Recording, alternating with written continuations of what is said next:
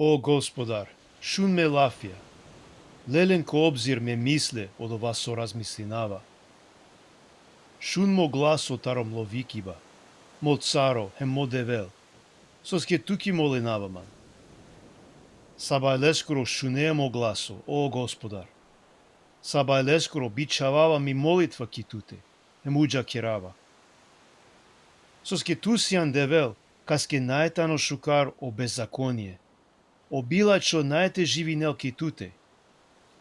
Ниту околасо киренепе ко баро, наштитер гионате и киренпе англотлеја кја. Ту мрзи неа саринен со кирена беззаконие. Ка уништи не околен, кој ва кирена ховајбе. Одевел гадој нелепе таромануш, сој жедно палорат, хем со ховавела. А ме, как хувавко тлокер, палитли бари милост, ка поклони наман англотло свето храми. Пердо сај ги јаја спрема туте. Господар, водин ман китли правда, баш им ле душмајна. Ке рамно тло друмо англоманде.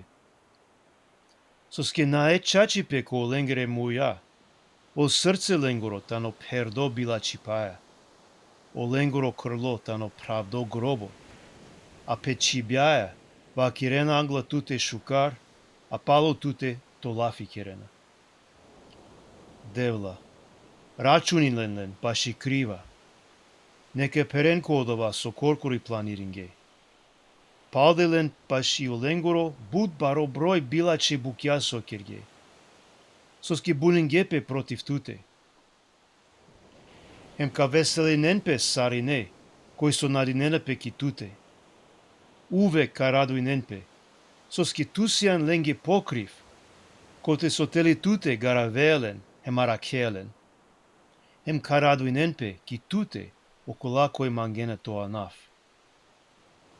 Соске Господар, ту благослови неле е праведнико, а ракеле тле милостеја са штити.